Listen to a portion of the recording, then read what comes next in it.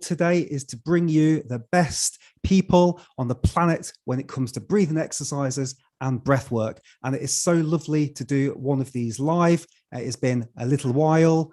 I am probably a bit rusty, so please bear with me.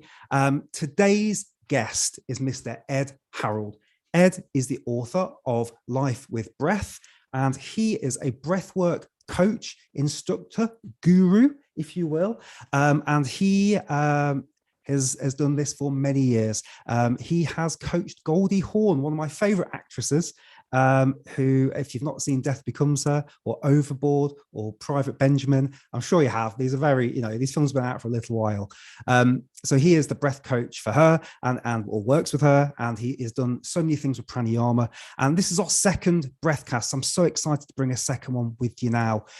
Just as we are live, if you could do me a favor and just pop a quick hello into the YouTube chat if we're live and you're watching this now, and just make sure also if you could put in there if you can hear me, because it would be good to make sure that I'm not just talking into a quiet mic and everyone's thinking, where's the audio? Why can't we hear this person? So that would be great if you just say maybe where you're from. And today it's really about breathing exercises guided by Ed and a Q&A. So we've got some questions on there. I've just got somebody leaving a couple of messages now. So thank you. Hello to Gracie. So please put your messages in there. Questions for Ed. So Ed's got a really great knowledge of breath. And if you can put in some questions, that would be fantastic. Greetings from Rio de Janeiro to Carlos and Simon. Kim, you've also said all good here, so that means that you can hear me, so we're already winning. Doesn't matter what happens from this point on. So before I bring Ed on, and that is a technical piece all by itself, I just want to give you a couple of quick messages. So we have hit 100,000 subscribers on this channel, which has just absolutely blown my mind. So thank you and welcome to all those new people. I'm so pleased and honored that you're discovering breath work and you're discovering it with me.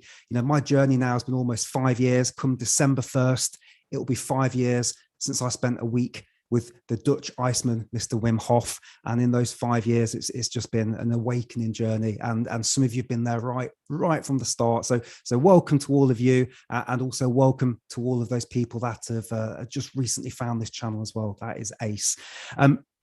So yes, a couple of quick messages. So number one, if you want to work with me, I do have a number of limited slots where you can, for a package of $397, you can work one-on-one breathwork coaching with me. Predominantly, I've spent a lot of my time working with the Oxygen Vantage and Buteyko. Now, these are for things like feeling more energy, more health, working with your diaphragm, making sure that you're breathing properly so that you're getting better sleep, you're kind of increasing your longevity, and a whole host of other benefits to breath work. Structural, they can help with back problems, can help with reducing anxiety and stress. So if that's something that interests you, like I say, I do have a number of slots, only a couple left now. Thank you so much to all those people that filled them up last week. But if you're interested, you can email me at hello@takeadeepbreath.co.uk. Just drop me a quick email. Let me know what it is you're looking for, and let's see if it's something we'd be interested in working together on. So that's a limited time package, $397, and that's for a minimum of 4 breathwork sessions. If we need to go into 5, we absolutely can do as well. The other things from me as well is we have another channel. So this channel is brought to you in conjunction with Binaural Beats Unleashed, which is the second channel. I'm just trying to get that started at the moment. There's 568 of you that have jumped over there, so thank you so much. And I'm trying to bring you different music from different artists for things such as focus when you're trying to study, or if you want to do breath work unguided, just by yourself, laying in the room, put some music on, just do some nice guided breath work by yourself. Perfect for that. If you want to kind of calm down, get ready for bed or sleep through the night. So Binaural Beats Unleashed, it's a completely free YouTube channel here, and the link is in the descriptions below. If you could pop on over there and give me a subscribe and check out some of the latest music we've been putting on there, I hope it'll give you some value.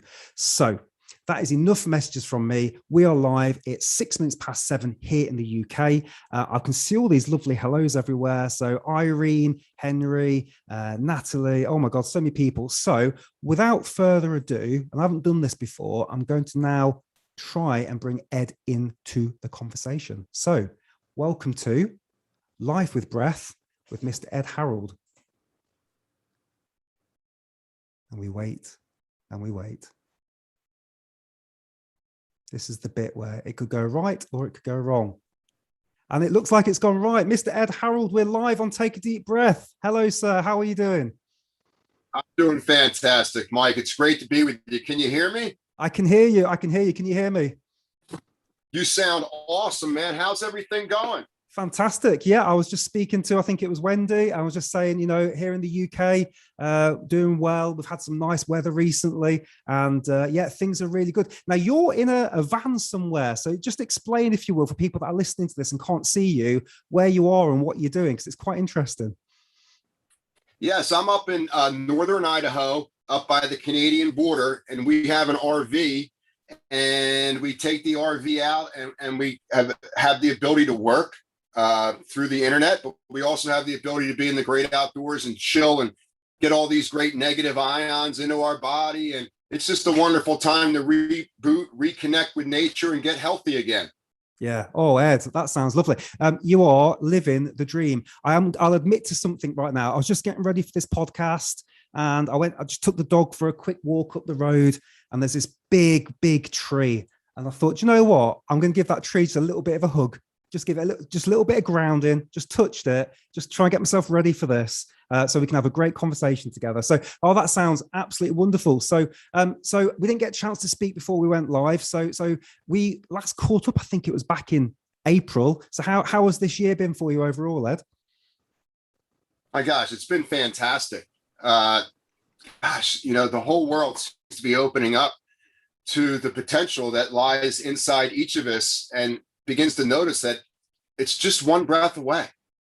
And when we can really have some strategies around our breath control, how that interacts with our mind, our hormonal secretions, the gut brain, our body language, all the things that keep us open during these challenging times. So for me, I pray for everyone. I hope they're healthy and making the right decisions, but it's our responsibility as a human being with a human body to take care of this body, strengthen our immune system, make good choices, and do the best we can with what we have, not what we perceive we don't have.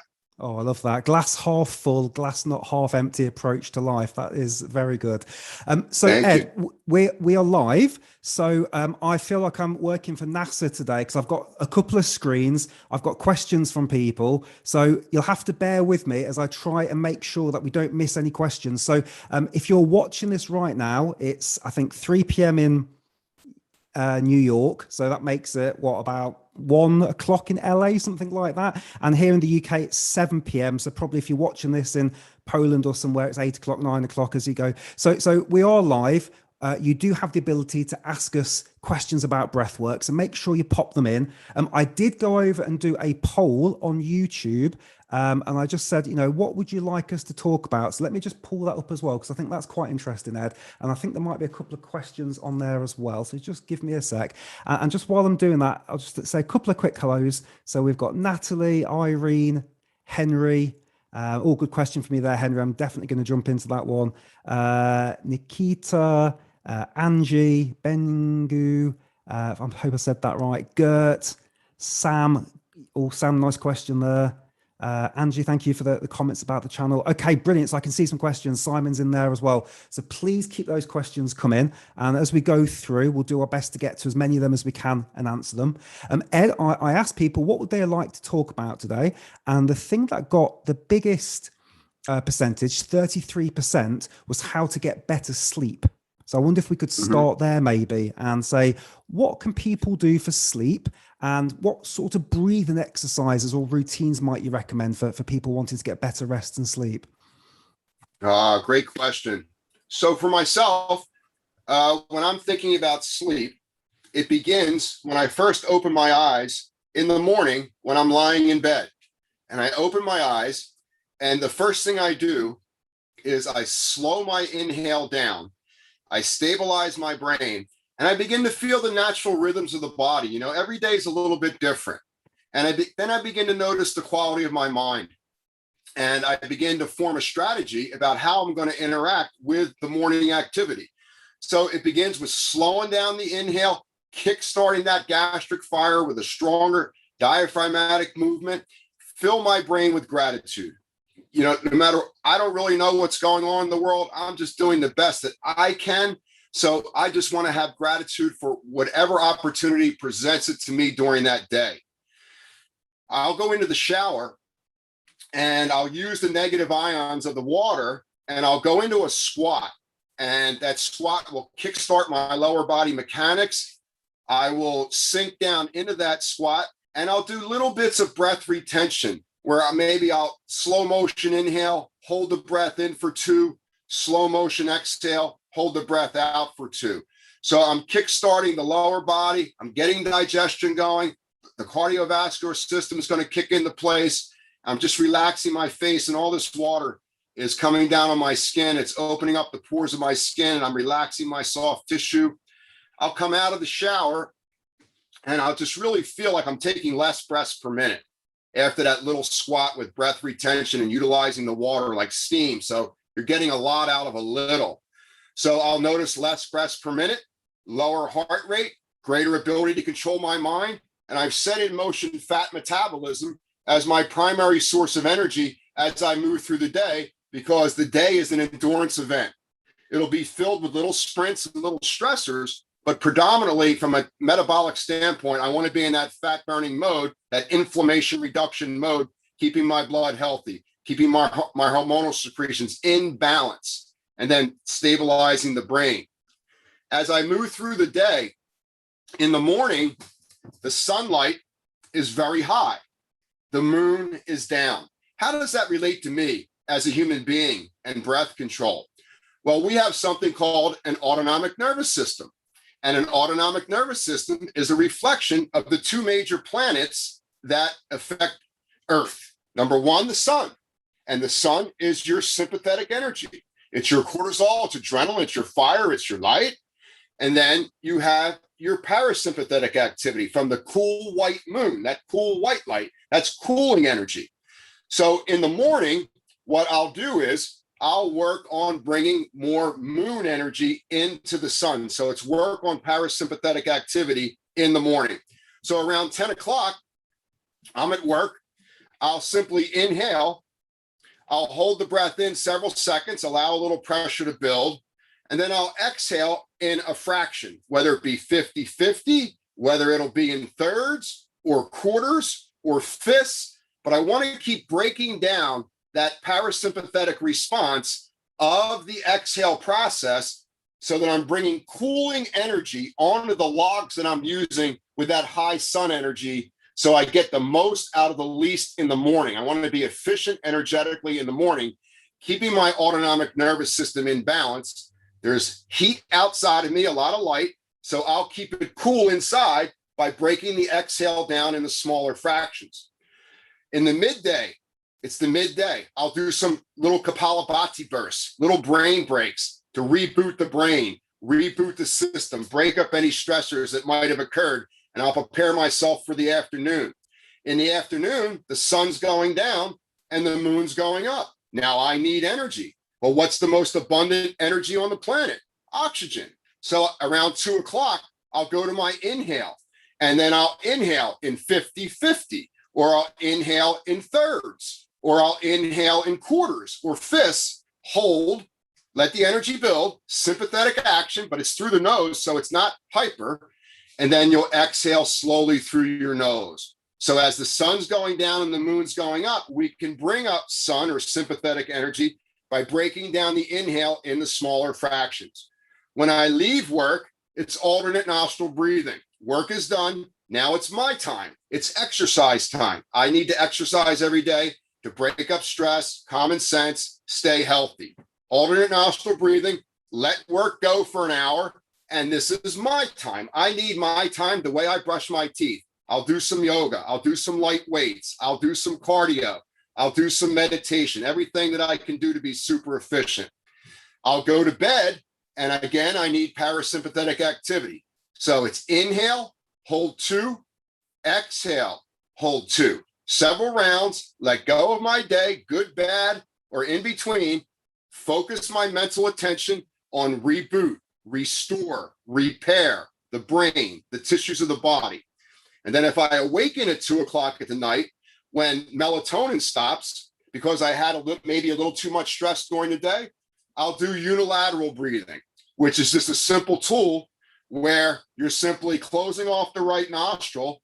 You inhale up the left nostril, which is parasympathetic. You close off the left, you exhale down the right nostril, which on the exhale is parasympathetic. So it's close off the right, slow motion inhale up the left, close off the left, exhale right. So the left nostril on inhale is parasympathetic. The right nostril on exhale is parasympathetic. So we're just allowing serotonin to come up around the droppage of the melatonin. You'll do 5 to 10 rounds of that, and the serotonin will get you back to sleep. So that's kind of a thumbnail about how I like to interact with. I don't wait till it's bedtime I try to adjust my system to cool down. I try to become super efficient first breath in the morning by stabilizing my mind and body and counterbalancing my breath with my autonomic nervous system with what's going on outside in my environment. That is beautiful. Thank you, Ed. Now, the good thing is, anybody that's watched that or they've just joined us and they want to know Ed's routine, well, the whole thing's here on YouTube. So even after this is all finished, you can wind that back and you can watch step by step, which I'm definitely going to do, Ed. I didn't actually know that piece about, I thought it was in through the left and out through the left was parasympathetic, but actually in through the left and out through the right is the right way of doing it then. Isn't this amazing, the way the creator created these bodies and how this cross patterning takes place through the nasal channels, which is a reflection of the cross patterning, which takes place in regard to how we move our body. DNA moves our body. And when you think about that double helix, you think about the lower right side of your body is the common denominator of what's going to happen with your upper left. And the lower left is the common denominator of what happens in the upper right. And that crosses through your solar plexus where you have power, willpower. And that balancing technique, you'll notice when you walk, when your right leg comes forward, your left hand will trace the right heel. And when your left foot comes forward, your right hand will trace the left heel. And when you pay attention to that with a focused breath, you can get into a flow state. As far as the nostrils, what's amazing, everything runs off of this forebrain area, this polyvagal theory, vagus nerve, sympathetic power, everything's working through these two frontal lobes and the inhale and exhale. And the left nostril on the inhale is parasympathetic. It goes into the right lobe. And then the exhale down the right nostril is parasympathetic. So if you think about how the breath moves, the energy of the breath moves, it's inhale, left nostril, right brain. You exhale, it crosses the corpus callosum, comes down into the left lobe, and then out the right nostril. That's your parasympathetic branch in the breathing through the brain.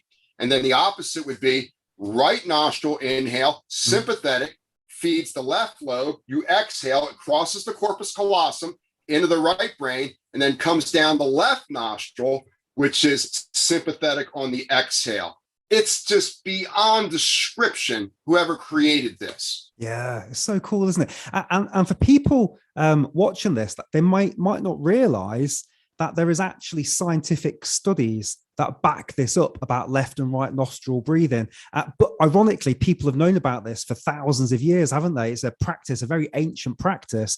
But if you were to go on Google and look for, left versus right nostril breathwork scientific studies, there are many studies that have happened that prove that people can relax through kind of using their left nostril, but as you say, in through the left and out through the right, which is so cool, isn't it?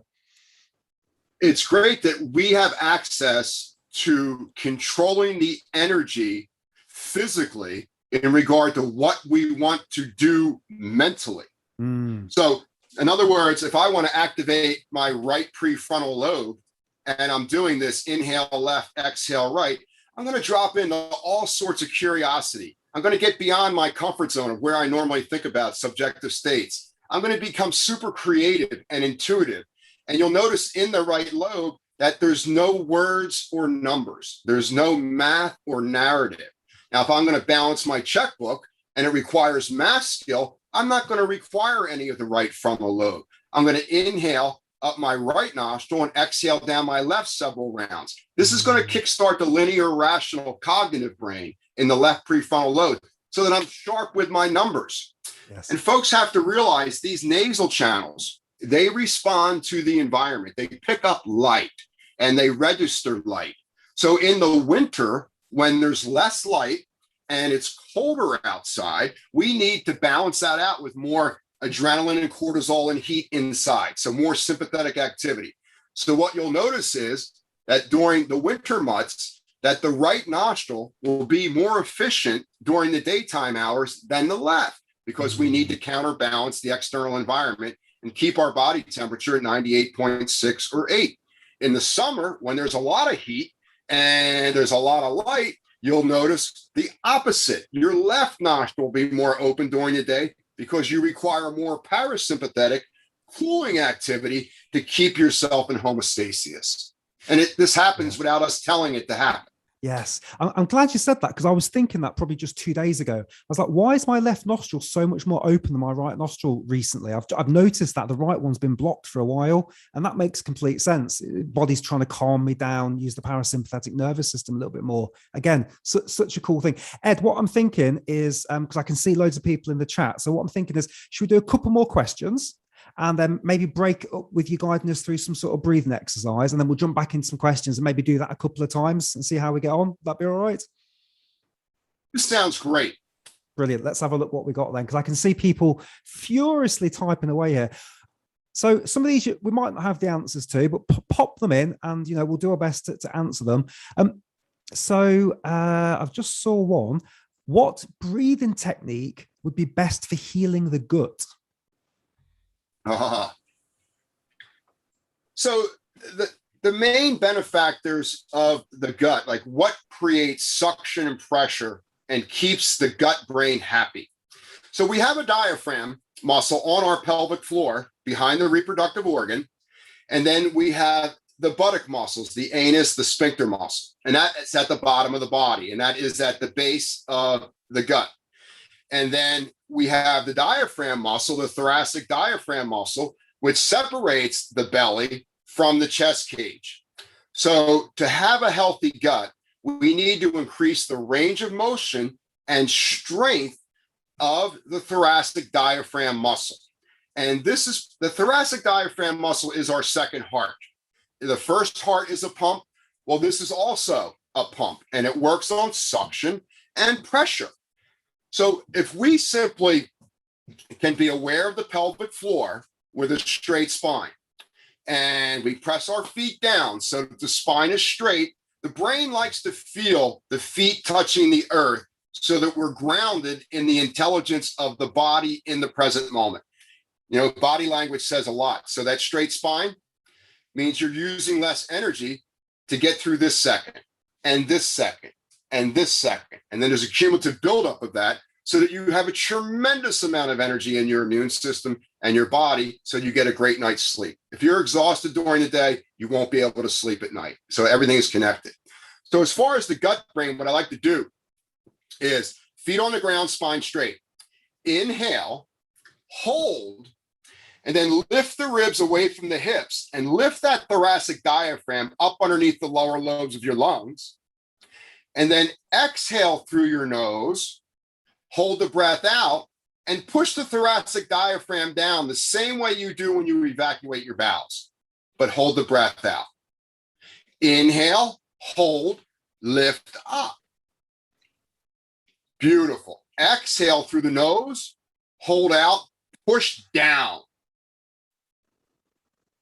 You can feel there's a tremendous amount of energy, blood, circulation, minerals, and nutrients moving through the gut, moving through our gastrointestinal organs in the lower barrel. The lower barrel is the pelvic floor and the thoracic diaphragm. The upper barrel is the base of the throat and the thoracic diaphragm with the heart and lungs. And these two work on pressure.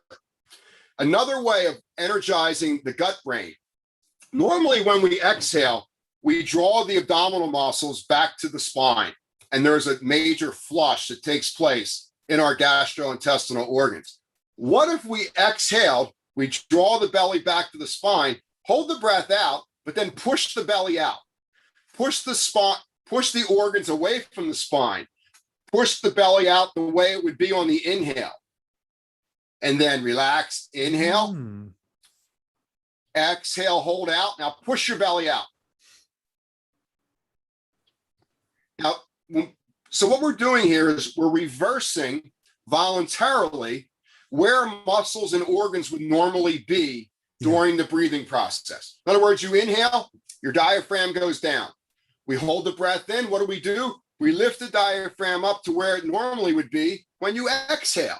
And then when you exhale, your diaphragm's coming up. It's up under your lungs. What are we doing? Then we're pressing it down to where it would be on your inhale. And this creates more range of motion. It creates strength. It amplifies the vagus nerve. If you're doing the ocean sound, it amplifies the phrenic nerve, which is the motor nerve of the diaphragm. So if we exhale and we draw the belly back and we hold the breath out several seconds, and then we push the belly out, what are we doing? We're taking the organs off their normal attachments. We're creating space, pushing the diaphragm down. We're flooding the gut with blood and oxygen, circulation, alkalinity, removing mucus, phlegm, and fat. So there's just a couple little tools that I think will really help with spinal health and the digestive elimination and assimilation process of the gastrointestinal organs. That's right. So that's the first time I've heard that, and that's really interesting because, and I think as well, and correct me if I'm wrong here, people have got to, when they hear about breathing exercises, I think it's worth remembering there's a difference between an exercise and the way that you breathe 99.9% of the time. So, for example, there are many breathing exercises that use the mouth, but probably the other 99.9% of your day, your mouth should be shut and you should be, quietly nose breathing. Would that be fair? Yeah, exactly. Yeah. Exactly. And the same with what you've just said there, because I've heard the term paradoxical breathing, which is where you're doing what you've just described. But I guess the difference is what you're talking about here is a specific exercise to achieve a specific state. Is that right? Yes, I was doing this particular exercise for gut health. And that's why I was doing that. And working the diaphragm muscle and then moving things against where they normally would be creates a flood of oxygenation to take place in our gastrointestinal organs. So just thinking about, we have this breathing thing. And if we don't think about breathing, the autonomic nervous system will do it for us based on what we're thinking. In other words, if we're thinking fear, self-doubt, aggression, the breath will be faster. It might even be through the mouth. If we're thinking compassion, learning, curiosity, self-love, and self-forgiveness, the breath slows down naturally.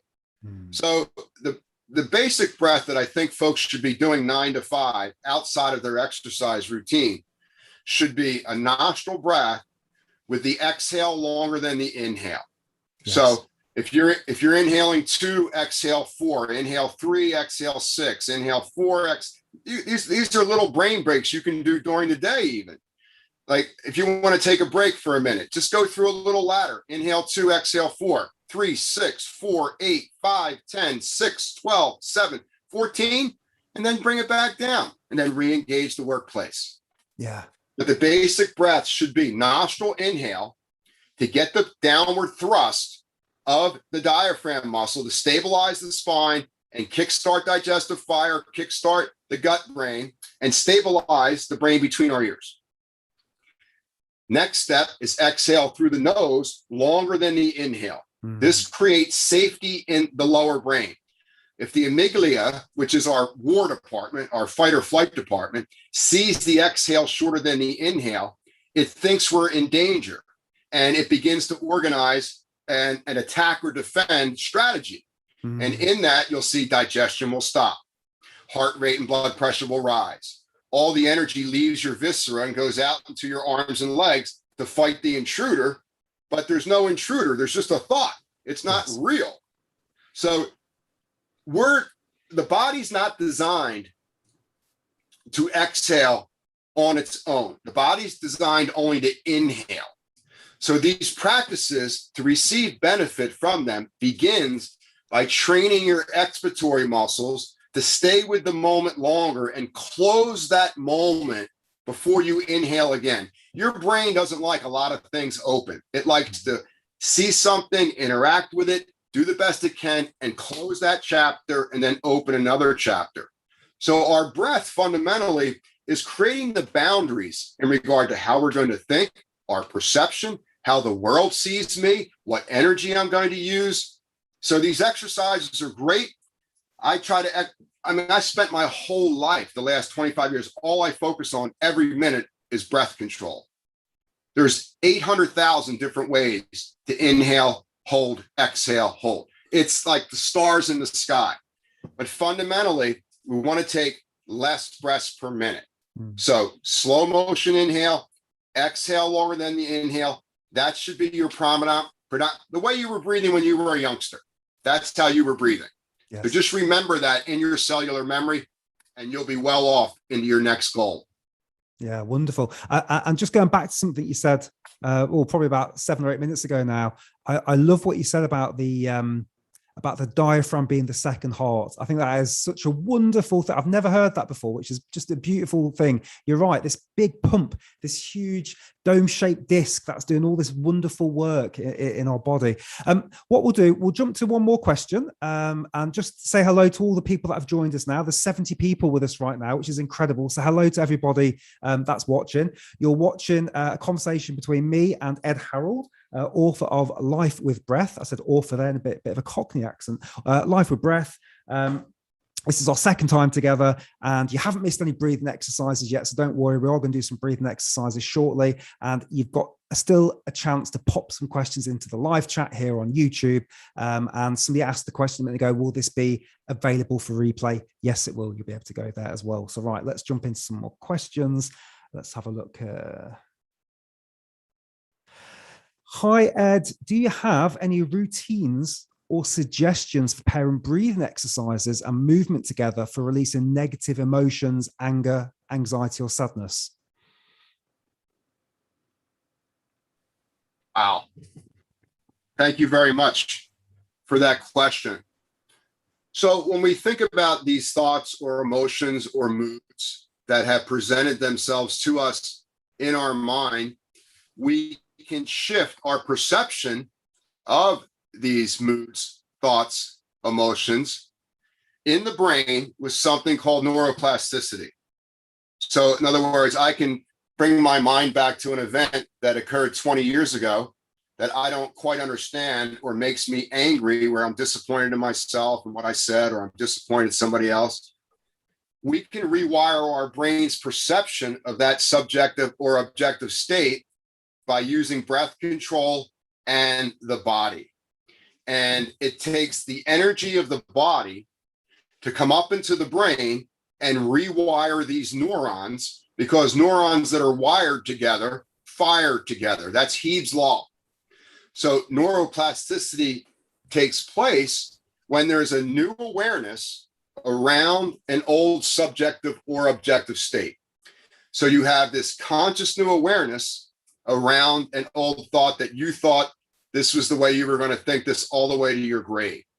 Now, to change the brain, we use the body. This is where the energy is. When energy is low, it's very easy to fall back into those old subconscious perceptions, because the subconscious brain is so powerful.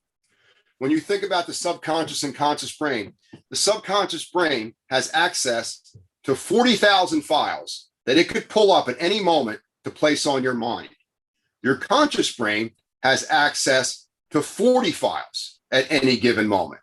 So when you're talking about reprogramming old painful events that are stored in the subconscious, you have to first consciously become aware that there's a new perception available to you about an old memory. That's the first step. Now, that old memory is stored in your body. It's down in your hips, your lower abdomen, it's down in your buttock. It's stored in fat cells. It's stored in inflammation. It's encased in there. So as we become more efficient in the breathing. Okay, nostril breathing with the ocean sound in your throat from the yoga system, the ocean sounding breath, is a tool to reduce inflammatory markers in the body. When we reduce inflammation, we reduce that pull around that old thought to ruin our moment. So when you think about the diaphragm, nostril breathing, this phrenic nerve is the motor nerve for the diaphragm. It pushes it down and lifts it up. That gives you energy. Ocean sounding breath gives you access to the vagus nerve, which gives you relaxed, resilient energy. Now we can allow questions to form around our old perceptions or answer. So for me, what I might do is I notice that I'm not in a good space mentally. Now it's coming down into my body now, and my body thinks that I'm going into a fight because it's actually warring with this old thought. So what I would do for me is, number one, body language. I want to be proud in the moment. I don't want that mental thought to contract me over where I'm suffocating in its message to me that there's something wrong with me or something wrong with the world or someone else. So body language, straight spine, sends a signal to my brain that we can communicate with this intruder. Slow motion inhale, ocean sound. Pause. Just bring yourself to a pause. 1 to 2 seconds. Stop the mind right there. Because when you stop breathing with control, the mind will sit still. The film you're watching will stop. And you can interact with that film. And you can agree with it. You can disagree with it. Or you can say, I don't know. There's only 3 answers. Exhale slowly. Stay on the exhale. Ujjayi breathing in the throat. And then hold the breath out for a 2 count. So it's a breath-controlled meditation where there is a slow motion breath in, a brief 2-second hold, or a gap in your mind where you can inject a new wave of information into that flow. And then a slow motion exhale, parasympathetic response, ocean sound, vagus nerve, inflammation reduction from the gut. It's burning these inflammatory markers. And then hold out for 2. So slow motion inhale, hold, stop the mind. Agree, disagree, I don't know. Slow motion exhale, relax, straight spine, open mind. Hold out for 2. Agree, disagree, I don't know. Simplify what's complex. Slow the breath down. Use your body as a metronome and lift that awareness up into your brain and look for where fears might be camouflaging your greatest strengths. Wow. Fantastic. Thanks, Ed. I love that. That Ujjayi breath, that is where you kind of close off the muscles here, isn't it? And make like a, yeah, fantastic. Yeah. It's a very simple breath. If anybody needs to know how to do it, what I like to do with folks is just take one hand and bring it up to my face, and I'll pretend it's an old pocket mirror. And I'll just exhale through my mouth, and I'm trying to fog this mirror. My brain will come down to the top of my throat. At the top of my trachea, behind my Adam's apple, I'll find a little muscle, a little cartilage called the epiglottis. And we contract that. And we contract that, a neutral sound will form, like the sound of space, or there's the sound of the ocean off in the distance. And what it does is it introverts my 5 sense perception that I normally use to read the environment as safe, unsafe, or I don't know. And you'll get really deep inside yourself. And the deeper we go inside ourselves, the less fear we have outside of ourselves. Beautiful. Thank you. That's very, very cool. So what I think we'll do, let's take a pause from the questions. I can see some really good ones here I want to jump into. Could you guide us through something now for a couple of minutes? Would you take us through anything that you feel is relevant right now? Maybe something that you want to do for you personally. I'm very happy. Just something for us to experience with you. So what I'll do is I'm going to slide my chair back just an inch or 2 from the computer screen, so it gives me a little space. Now, I like to have my feet out a little wider than my hips. And that little wider lower base really allows the diaphragm to move further down into the belly and create structure in my spine. And when there's structure in my spine, it's easier to balance my mind. So if your feet are out wider, notice what's going on in the mind. And when you bring your feet closer together, you'll notice it's much like we're teetering in the mind, and it's more difficult to breathe. So for folks who are new to this, we want to create stability. So when my feet are out wide, it's like a wider tree trunk. I press my feet down like I'm going to stand up, and immediately my spine comes straight and my shoulders fall away from my ears. What happens then? It's easier to breathe. Eyes and jaw. We hold a lot of tension there. It's super important as you move through your day and whatever you're doing to keep reminding yourself to release and relax any excessive tension around the muscles you use to move your eyes. And it's super important to remember your masseter muscle, this low jaw muscle, and separate your teeth a fraction of an inch and allow the top of the tongue to rest on the upper palate. That opens the upper jawbone, the maxilla, so your airway is as open as possible. So right now you're in a beautiful position to exercise or use breath control. So let's begin breathing through the nose. If you have the ocean sound in your toolbox, great. If you don't, it still works. My hands are palms up. I'll just press my feet down and I'll inhale my arms off my legs. I'll take my hands up the opposite walls. I'll bring my hands together overhead and I'll hold in and I'll just reach up towards the ceiling. I'll lift my ribs away from the hips and then I'll release my hands slowly through space. Exhale through the nose. The hands will come back to my thighs and I'll pause for a split second. And then I'll inhale again. Reach the arms out and up. Interlace the fingers overhead. Press your feet down and lift your ribs away from your hips. Hold in. Exhale through the nose. Drop your shoulders. Relax your back. Hands will come back to the thighs. And then one more at your pace. So just sweep out and up on the inhale. Feet are pressed down, faces soft. I interlace my fingers and I pull up from my armpit area. I activate these lymph nodes here, these lymphatic drains. And I just exhale down slowly. So I'm just opening up the breathing channels of the upper torso. My hands will come back down. Slow motion inhale, slow motion exhale. Next, imagine you're climbing an imaginary ladder.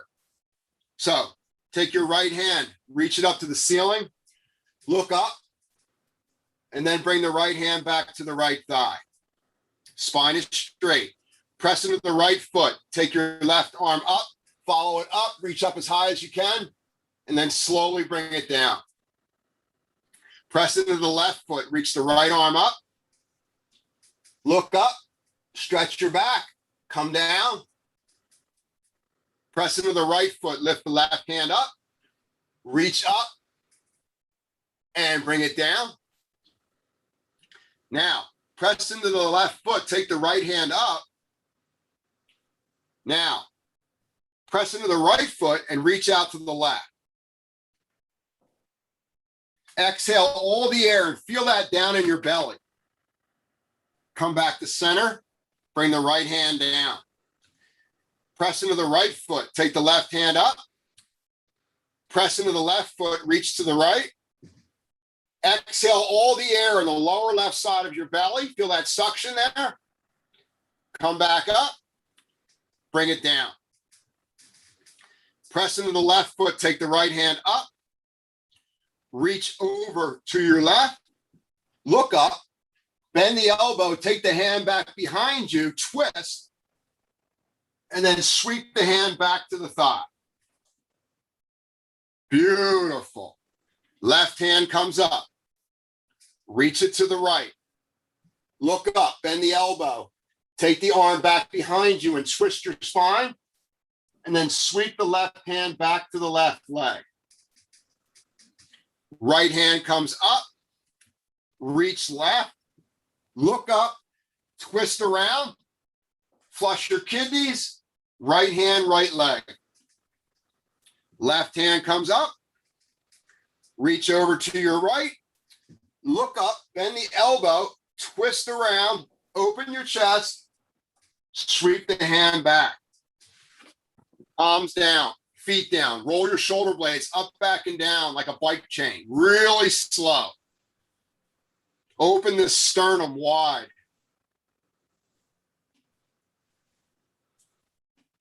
That's it, Mike. Feet on the ground.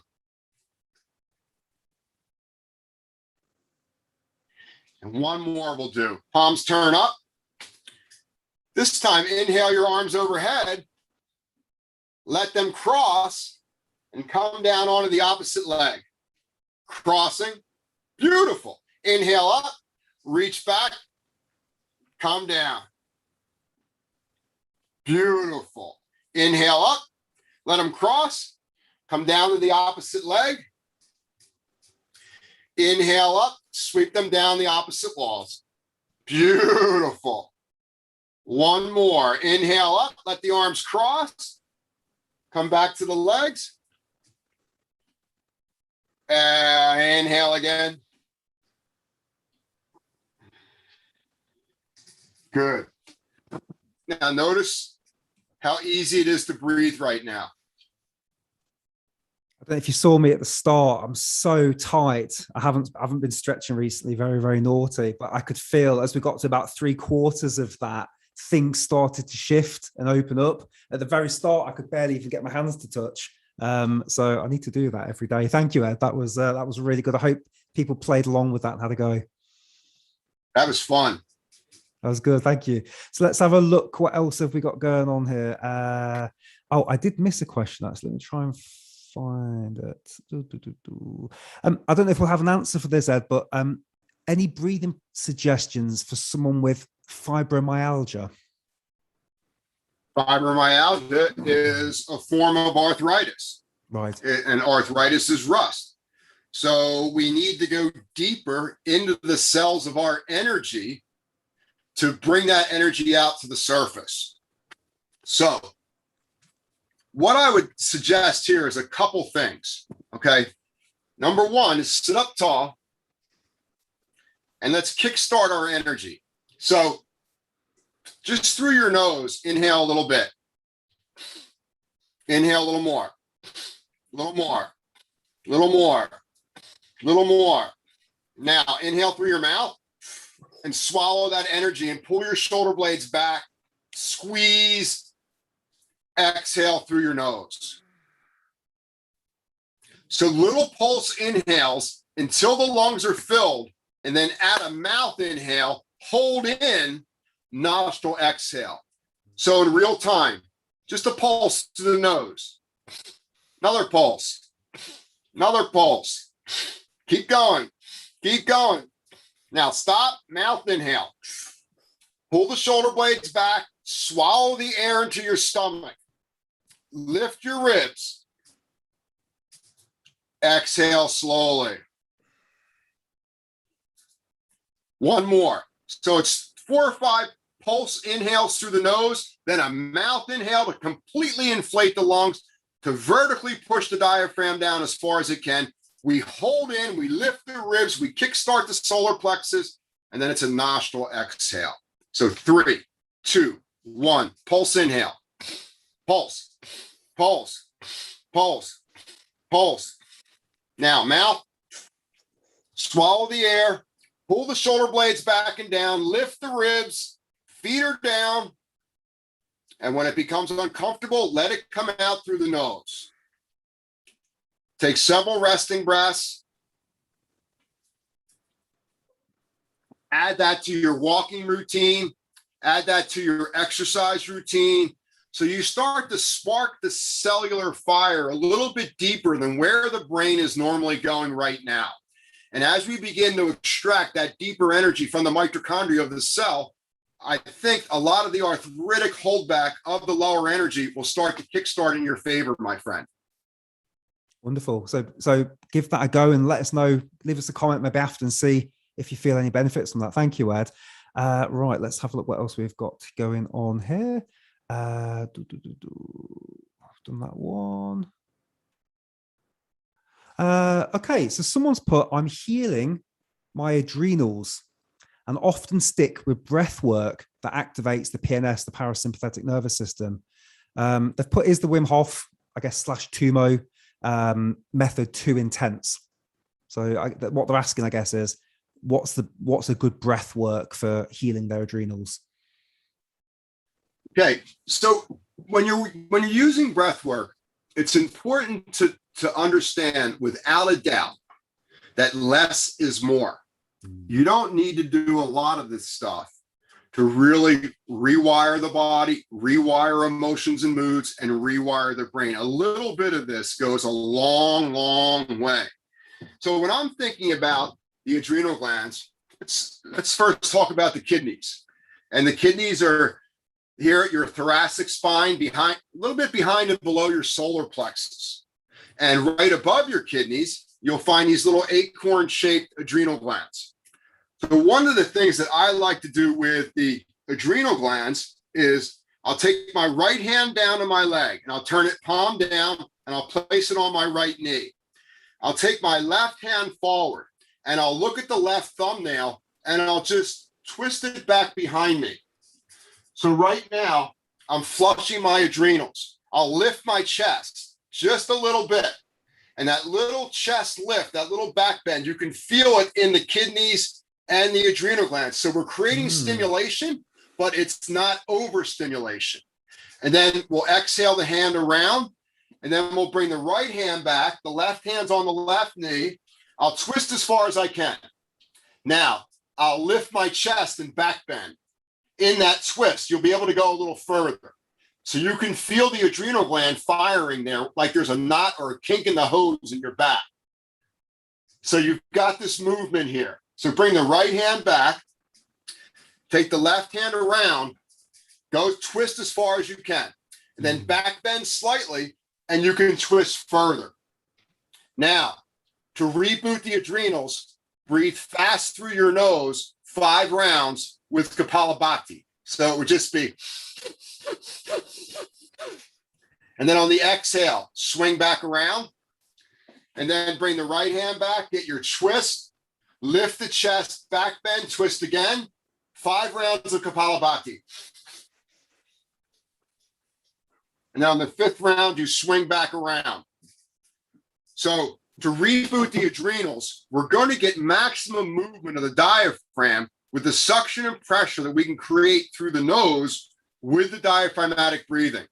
The mouth breathing is wonderful, but you're not going to get that maximum movement of the diaphragm moving up and down because most of the air is going to be exchanged in the upper lobes of your lungs. That's sympathetic.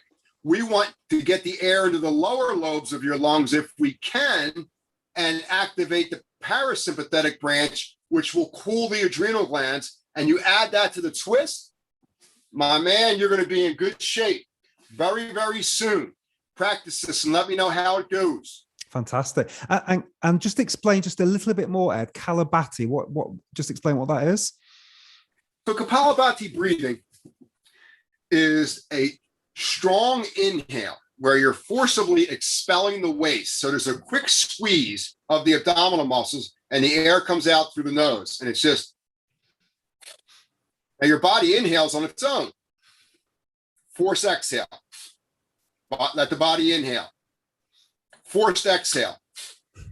Let the body inhale. Feel how it recoils? Yeah. Then exhale. So the body inhales on its own. So it's a strong exhale. It's just a strong exhale. Relax. Your body will inhale on its own, and you'll have not a full inhale, but it'll be through the nose, and it'll have some parasympathetic activity to it, and it won't be a rushed inhale. Sometimes when you see the Vastrika breathing, the fast inhale and the fast exhale, that's kind of the big brother of Kapalabhati. So for this technique in the adrenal glands, I think the Kapalabhati, which is just a moderate recoil of the forceful exhale, and you just keep twisting in that, the movement of the diaphragm, which is right in alignment with where your adrenal glands are. So it's going to push down 5 times quick. It's going to get oxygenation, nutrition, minerals, all moving through the adrenals. And then you unwind back into your straight spine. And we've rebooted the adrenal glands without using a lot of sympathetic energy to do that. Very cool. Very, very cool. Yeah. Someone's just asked if you've got any videos on your website. So you do have a YouTube channel. So it might be a good time to talk about that actually. So Montana Deb, she's just said, do you have a video? And then she's going to check out your website. So I mean, we're not finished yet. Hopefully we've still got a few minutes, but if you want to just remind people, and I've already linked it in the description. So you can already go down now as we're live and you can find Ed's website. But Ed, you've got a YouTube channel as well? Yeah. So I've got a channel that I've been adding videos to for the last 25 years. There's thousands of individual channels that are on Ed TV, and some might be for wellness or brain health or sleep health or exercise or specific health needs. So we've created, and we have a brain hack channel so you can be in flow all the time. And each channel has hundreds of videos that are breath-based with mindful movement to help you have peak health and peak days with the lowest heart rate as possible and the least amount of self-doubt or fear as possible, as we all challenge ourselves to be the best we possibly can be. Fantastic. You know, I think that's one of the things I really like about your style is the combination of breath and movement. That for me, you know, I've had the opportunity to speak to 30, 40 different breathwork experts, top people such as yourself. But the thing that I really enjoyed from our first conversation, Ed, was this ability to use the movement. And in particular, you know, talking about myself here now, I'm incredibly tight in the shoulders and the back. I suffer from back problems. I always try and do exercises for that. But I find that just doing what we did earlier and what we did in April, and it just shows I need to do more of this, is these sort of exercises seem to really help me. And I hope there's people watching this now that I feel in the same way and I'll get some benefits. But get over to Ed TV. Again, the link's in the description, and go and subscribe to Ed's YouTube channel. Ed, should we do one more question? Are you all right for time? You got a few minutes? I've got all, Mike, I love being with you. I think you're one of the greatest guys on the planet.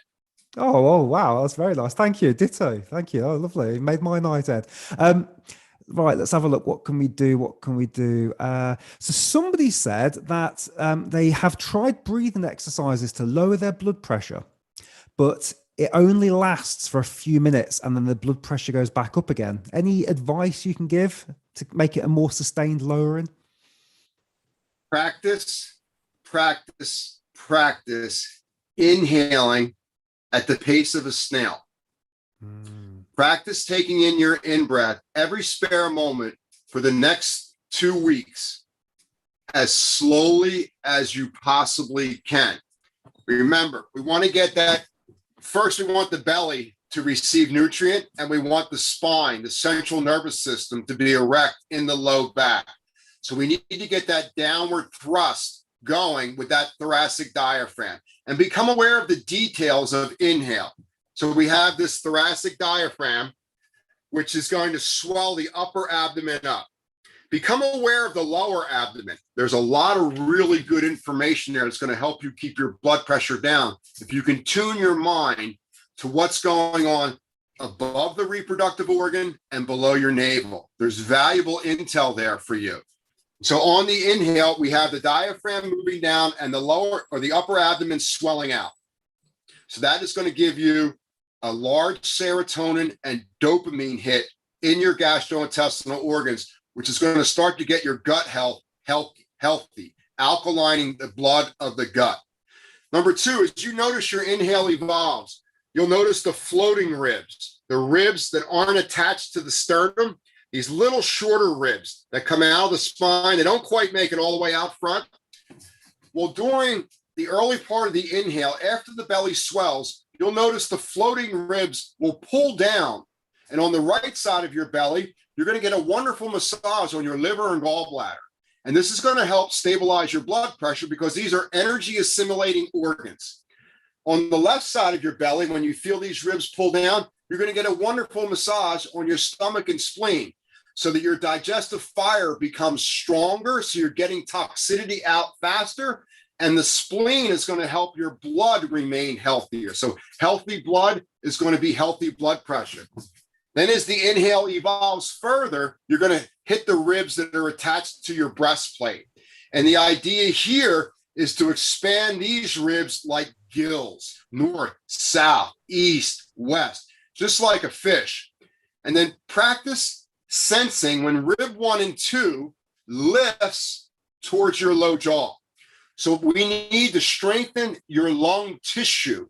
We need to strengthen your alveoli sacs. We need to be aware of getting the breath into the belly first and then riding that inhale up. So you're training the brain to take a full inhale consciously so that when you're not doing it unconsciously, it will happen for you because the brain wants you to be healthy. Wonderful. Thank you, Ed. So give that a go, whoever asked that question. I saw that a little bit earlier on. That's really interesting. Thank you. Right, let's do one more. I think we've kind of covered this, but Aromal's asked, what do you recommend to release the diaphragm? That's a good question, actually. I feel it's very tight. So that, yeah. So what can we do to kind of release the diaphragm? Yeah. So diaphragm is an interesting muscle because it doesn't have typical fascia or soft tissue around it. So there has to be what I call a felt sense of movement of the diaphragm. In other words, I can pinch my bicep and the soft tissue there has sensory nerves and I'm pinching my bicep and I'm aware of it. I can feel it. The diaphragm being the deepest muscle or one of the deepest muscles on the body is that we're not aware of it. So it takes, number one, turn off all extra noise outside of you. All sensory input outside of you needs to turn off. We need not to be distracted in the mind. And you bring your attention to this diaphragm muscle and you visualize what it's doing for you organically and naturally without you doing anything. So in other words, if you're just breathing, the diaphragm muscle is going to move down on the inhale and it's going to move up on the exhale. So this is going to happen, regardless of whether you control it or not. Now, when you think about the strong diaphragm that you have, what we want to do is create more flexibility in the diaphragm. So you already have strength. Now let's create range of motion. So what does that mean? The normal movement of the diaphragm is about 3 milliliters. People who practice breathing all the time, it goes up to about 10 milliliters. So there's a huge difference in how far it can move down, which is flexibility, and how far it can move up under the lower lobes of the lungs and pressing the lungs and heart up under the collarbone. So we want to create more range of motion of this diaphragm. So one of the things we do is what we did a little while ago is where we inhale and we hold the breath in, and we've got 4 different ways that we can move the diaphragm. We've done 2. We can hold in and we can lift it up. We can hold in and we can push it down. We can hold in and we can push it out. You can push your belly out. And we can hold in and we can squeeze the belly back. So north, south, east, and west. With a breath hold in, you can push it down, you can lift it up, you can push it out, and you can push it back. Once you master that, practice it on the exhale and the holding out. This will be a little harder because there's less air in the body, but you'll be burning stale air residue that's impeding the diaphragm but becoming more flexible. So it would be exhale, hold out, press down, or maybe you want to lift it up, or maybe you want to push it out, or maybe you want to draw it in. So at the end of the inhale and the end of the exhale, you've got 4 movements to increase more range of motion in your thoracic diaphragm, sir. Fantastic. Look at that.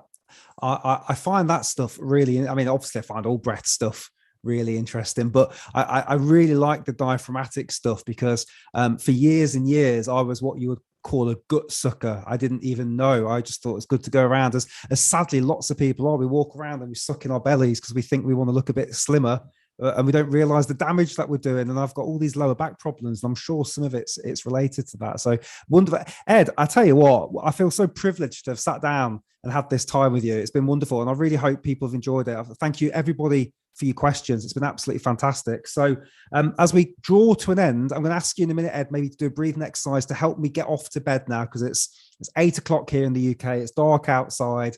I've got all these screens in front of me. So in a minute, it'd be good if we can start to slow things down. But I just wanted to say to people, look, go on Ed's website, the link's below, get a copy of his book. Ed, thank you for sending this to me as well. I cherish this with you. I've got that one that you sent me with a nice little signature in there. I wanted to ask you, why do you use the term "go be great"? Why is that important to you? Why do you use that? Well, it's something that came to me about 20 years ago. And I've always been mentoring people. I've always been the person that if someone had a big race the next day, they'd always call me the night before and I'd talk them off a ledge and tell them, you're going to go out and do a world record tomorrow. So just relax. It's going to be, I've always been that person.